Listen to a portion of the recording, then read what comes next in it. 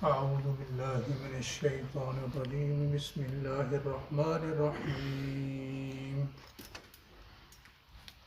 وجاهدوا في الله حق جهاده هو اجتباكم وما جعل عليكم في الدين من حرج ملة أبيكم إبراهيم وسماكم المسلمين من قبل وفي هذا ليكون الرسول شهيدا عليكم وتكونوا شهداء على الناس فأقيموا الصلاة وآتوا الزكاة واعتصموا بالله ومولاكم فنعم المولى ونعم النصير صدق اللہ العلی العظیم۔ انتہائی قابل احترام بزرگوں، بھائیوں، سورۃ حج کی آپ کے سامنے آخری آیت تلاوت کی ہے۔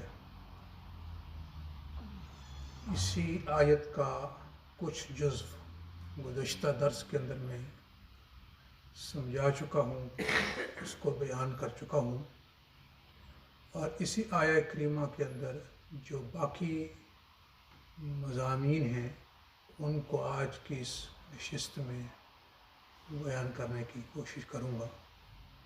اللہ تبارک و تعالی امت مسلمہ کو یعنی اہل ایمان کو مخاطب ہو کر فرما رہے ہیں کہ ملت ابیکم ابراہیم، کہ تم اے امت مسلمہ تم ملت ابراہیم پر قائم رہو۔ اہل مکہ کا یہ دعویٰ تھا کہ ہم بھی حضرت ابراہیم علیہ السلام کو پیروکار ہیں، ہم بھی ان کے متبعین میں شامل ہیں۔ تو اللہ تبارک و تعالی نے ان کی تردید کی کہ دراصل شریعت محمدیہ کے اوپر چلنے والے وہی ملت ابراہیم کے اوپر چلنے والے ہیں۔ اور یہاں اللہ تبارک و تعالی نے فرمایا کہ تمہارے باپ ابراہیم کی ملت کے اوپر قائم رہو۔ وہ کس طرح؟ یعنی حضرت ابراہیم علیہ السلام امت مسلمہ کے روحانی اگر باپ ہیں تو کس طرح ہیں؟ وہ اس طرح کہ آقا پاک صلی اللہ علیہ وسلم پوری امت مسلمہ کے وہ روحانی باپ ہیں، اور آپ صلی اللہ علیہ وسلم کی ازواج مطہرات وہ مومنین کی امہات ہیں، مائیں ہیں، اور یہ سب جانتے ہیں کہ حضرت محمد صلی اللہ علیہ وسلم حضرت ابراہیم کی نسل میں سے ہیں، اور اس لحاظ سے حضرت ابراہیم بھی ہمارے روحانی باپ ہیں۔ تو اللہ تبارک و تعالیٰ فرماتے ہیں کہ تم اپنے روحانی باپ حضرت ابراہیم کی ملت کے اوپر قائم رہو، اور فرمایا کہ اسی نے ہوا سماکم المسلمین من قبل وفی ہذا، حضرت ابراہیم ہی نے تم کو لقب دیا تھا مسلم کا، اس زمانے سے پہلے، یعنی اس قرآن سے پہلے اور اس قرآن کے اندر بھی۔ وہ کس طرح کہ حضرت ابراہیم علیہ السلام نے جب اپنے دور میں ایک موقع پر دعا کی تو اس دعا کے اندر یوں فرمایا تھا کہ ربنا واجعلنا مسلمین لک ومن ذریتنا امۃ مسلمۃ لک، کہ اے اللہ تو ہمیں اپنا مطیع، ہمیں اپنا مسلمان یعنی فرمانبردار بنا، اور ہماری ذریت، ہماری خاندان میں سے، ہماری نسل میں سے ایک امت مسلمہ پیدا فرما۔ تو اللہ تبارک و تعالیٰ فرماتے ہیں کہ اس قرآن سے پہلے بھی حضرت ابراہیم علیہ السلام نے تم کو مسلمان ہونے کا لقب دیا، اور اس قرآن کے اندر بھی، یعنی کیا مطلب کہ اللہ نے اسی دعا کو اس قرآن کے اندر نقل کیا، اس دعا کو اللہ تبارک و تعالیٰ نے اس قرآن کے اندر نقل کیا کہ ربنا واجعلنا مسلمین لک، کہ اللہ یعنی حضرت ابراہیم نے اللہ سے دعا کی تھی کہ اللہ آپ مجھے اور میرے بیٹے حضرت اسماعیل کو اپنے مطیع فرما بردار بنا دیجئے، اور ہماری جو نسل میں سے جو ایک ذریت آئے گی ان کو بھی آپ اپنا مطیع یعنی مسلمان بنائیں۔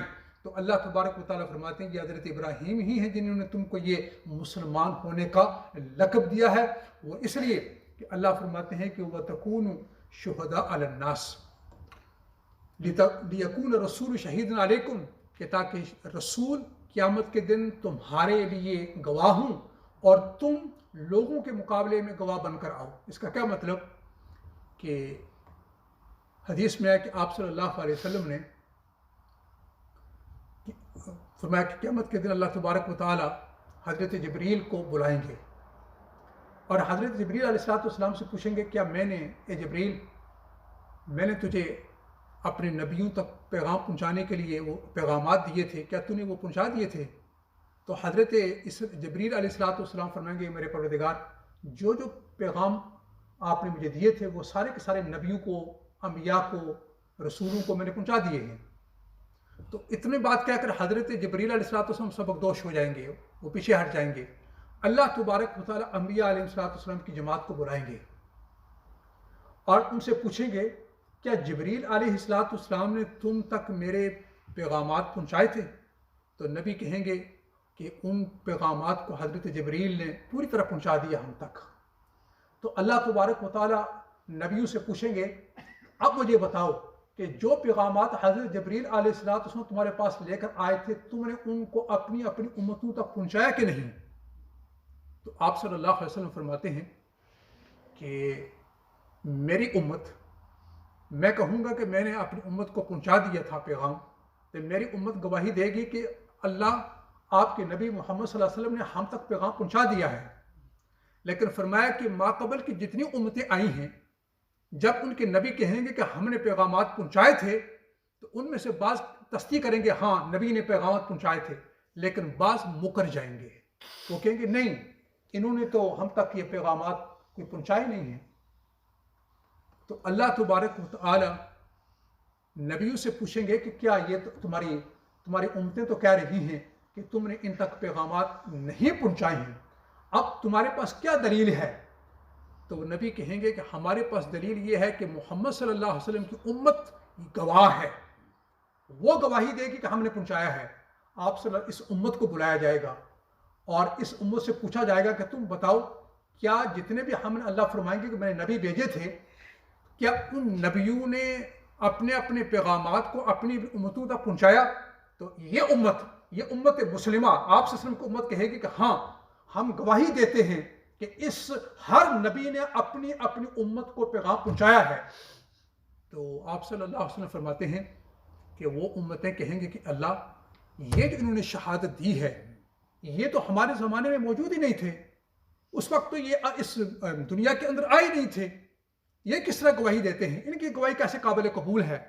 تو اللہ تبارک و تعالیٰ امت مسلمہ سے کہے گی اب بتاؤ یہ تو تمہاری اس شہادت کو پر جرا کر رہے ہیں کہ تمہاری شہادت قابل قبول نہیں ہے، تم تو وہاں اس وقت موجود نہیں تھے۔ تو یہ امت مسلمہ جواب میں کہے گی میرے پروردگار اس پہ کوئی شک نہیں کہ ہم بہت بعد آئے ہیں اور ان کے زمانے میں ہم موجود نہیں تھے، لیکن آپ نے ہم تک ایک نبی بھیجا اور اس نبی کے اوپر آپ نے قرآن نازل کیا اور اس قرآن کے اندر آپ نے فرمایا ہے کہ ہر نبی نے پیغام اپنی امت کو پہنچا دیا تھا، ہر نبی نے اپنی امت کو پیغام پہنچا دیا تھا۔ اللہ تبارک و تعالیٰ فرمائیں گے تم نے درست فرمایا ہے، تمہاری گواہی قابل قبول ہے۔ تو یہ اللہ تبارک و تعالیٰ فرماتے ہیں کہ کل نبی تمہارے لیے گواہ ہوں گے، یعنی نبی کہیں گے کہ میں نے اپنی امت کو پیغام پہنچایا تھا، اور پھر یہ امت کھڑی ہوگی اور کہے گی کہ ہر نبی نے اپنی امت کو پیغام پہنچایا تھا۔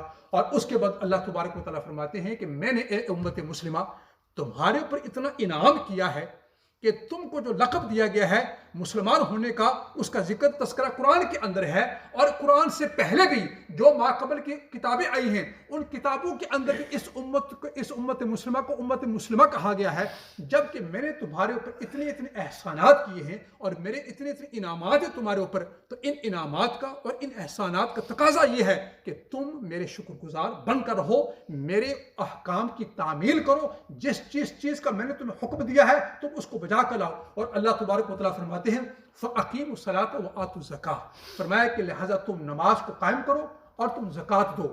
اب سوال یہ ہے کہ احکامات تو بے شمار ہیں، لیکن اللہ تبارک و تعالیٰ نے دو احکام کا ذکر کیا، نماز کا اور زکوٰۃ کا وہ اس لیے کہ وہ عبادت جس کا تعلق یا وہ عبادتیں جن کا تعلق انسان کے جسم سے ہے، ان میں اگر کوئی اہم ترین عبادت ہے وہ تو نماز ہے، وہ نماز ہے۔ اس لیے اللہ تبارک و تعالیٰ نے فرمایا کہ تم نماز کو قائم کرو، اس لیے کہ جو بندہ اخلاص کے ساتھ نماز کو قائم کرتا ہے، اس نماز کی برکت سے دوسرے احکام کی وہ بجا آوری کرتا ہے، ان کو بھی بجا لاتا ہے۔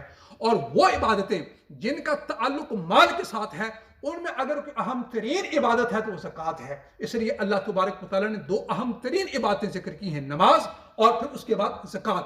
اور تیسری چیز اللہ تبارک نے جو بیان وہ یہ ہے وَاعْتَصِمُوا بِاللَّهِ، تم اللہ کو مضبوطی کے ساتھ پکڑے رہو۔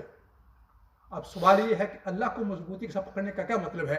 حضرت ابن عباس رضی اللہ تعالی عنہ نے اس کی تفسیر یہ بیان فرمائی ہے کہ اللہ فرماتے ہیں کہ تم اللہ کو مضبوطی کے ساتھ پکڑے رہو، اس کا مطلب یہ ہے کہ تم اللہ تبارک و تعالی سے ہر معاملے کے اندر، دینی ہو دنیاوی ہو، تم اللہ سے دعائیں کرتے رہو اور اللہ تبارک و تعالیٰ سے تم مانگتے رہو، اسی سے ہر معاملے کے اندر تم مدد مانگو۔ یہ ہے مطلب تم اللہ تبارک و تعالیٰ کو مضبوطی کے ساتھ پکڑے رہو، یعنی تم اپنی دعاؤں کا اہتمام کرو اور اللہ تبارک و تعالیٰ سے مانگتے رہو، اللہ سے دنیا اور آخرت کی ہر شر سے پناہ مانگو اور دنیا اور آخرت کے ہر بلائی اور خیر کا تم اللہ سے سوال کرتے رہو۔ تو یہاں سے پتہ چلا کہ دعا کی کیا اہمیت ہے اللہ تبارک و تعالیٰ کی بارگاہ کے اندر، کہ جو دعائیں کرتا ہے گویا وہ اللہ کی ذات کو مضبوطی سے پکڑے ہوئے ہے، وہ اللہ کی ذات کے ساتھ چمٹا ہوا ہے اور وہ اللہ کے بہت قریب ہے۔ دعاؤں کو اللہ تبارک و تعالیٰ نے اتنا مقام دیا ہے دعا کو کہ اللہ فرماتے ہیں کہ جو دعائیں کرتا ہے گویا اس نے مجھے مضبوطی سے پکڑ لیا ہے۔ تو معلوم یہ ہوا کہ ایک مسلمان کو دن کے اندر 24 گھنٹے کے اندر کچھ نہ کچھ وقت اپنی دعاؤں کے لیے نکالنا چاہیے اور اللہ تبارک و تعالیٰ سے وہ دعائیں مانگے، اللہ تبارک و تعالیٰ سے وہ اپنا ایک رشتہ قائم کرے۔ جو رشتہ آپ کا دعاؤں کے ذریعے سے قائم ہوگا، یقین جانیے اللہ تبارک و تعالیٰ نے بے شمار طریقے رکھے ہیں اس تک پہنچنے کے لیے، لیکن ان سب طریقوں میں اگر اہم ترین ہے تو یہ دعا ہے۔ اس لیے دعا سے شرک کی جڑ کٹتی ہے۔ کیوں؟ اس لیے کہ جب انسان ہر طرف سے کٹ کر اللہ کی طرف رجوع کرتا ہے تو وہ اس بات کا اعلان کر رہا ہے کہ اللہ کے سوا کوئی ایسا نہیں کہ جو میری حاجتوں کو پورا کر سکے، اللہ کے سوا کوئی ایسا نہیں ہے کہ جو میری ضروریات زندگی یا میری ضروریات آخرت کو پورا کر سکے۔ صرف ایک ہی اللہ کی ذات ہے کہ جو میری ضروریات زندگی کو پورا کر سکتی ہے، جو میری پریشانیوں کو دور کر سکتی ہے۔ اللہ کے سوا یہ طاقت کسی کے اندر نہیں ہے، نہ اللہ نے کسی مقرر فرشتے کے اندر رکھی ہے، نہ اللہ نے کسی نبی کے اندر رکھی ہے، نہ اللہ نے کسی اپنے ولی کے اندر رکھی ہے۔ اگر کسی کی ضرورت کو پورا کر سکتا ہے تو وہ اللہ کی ذات ہے۔ اس لیے اللہ تبارک و تعالیٰ فرماتے ہیں وَاعْتَصِمُوا بِاللَّهِ، اللہ کو مضبوطی کے ساتھ پکڑے رہو۔ حضرت ابن عباس فرماتے ہیں کہ تم دعاؤں کا اہتمام کرتے رہو، دعائیں اللہ تبارک و تعالیٰ سے تم مانگتے رہو۔ میں نے کل بھی جنازے کے موقع پر یہی کہا تھا کہ آقا پاک صلی اللہ علیہ وسلم فرماتے ہیں جب بندہ اللہ تبارک و تعالیٰ سے دعا لگاتا ہے اور دعاؤں کا اہتمام کرتا ہے، اللہ تبارک و تعالیٰ اس کے لیے اپنی رحمت کے دروازے کھول دیتے ہیں۔ اللہ تبارک و تعالیٰ اس کے لیے اپنی رحمت کے دروازے کھول دیتے ہیں، اس کے لیے اللہ کی رحمت کے دروازے کھل جاتے ہیں۔ اور پھر جب انسان دعاؤں کا اہتمام کرتا ہے، چونکہ یہ دنیا ہے اور اس دنیا کے اندر مصیبتیں آتی ہیں، پریشانیاں آتی ہیں، غم آتی ہیں، لیکن جب بندہ دعاؤں کا اہتمام کرتا ہے، جب اس کے اوپر کوئی مصیبت آتی ہے تو مصیبت کے وقت وہ اپنے رب کو اپنے سامنے پائے گا۔ یعنی کیا مطلب؟ اس وقت اپنے رب کی مدد اپنے سامنے پائے گا، اس وقت اس کے رب کی رحمت اس کے اوپر نازل ہوگی اور اس کے رب کی مدد شامل حال ہوگی۔ اس لیے اگر ہم چاہتے ہیں کہ دنیاوی مشکلات سے اور دنیاوی پریشانیوں سے نکلنا چاہیں تو پھر سب سے بڑا وظیفہ یہ ذہن میں رکھیں، سب سے بڑا وظیفہ، کہاں یہ ادھر ہم گھومتے پھرتے ہیں وظیفوں کے لیے، سب سے بڑا وظیفہ یہ دعا ہے۔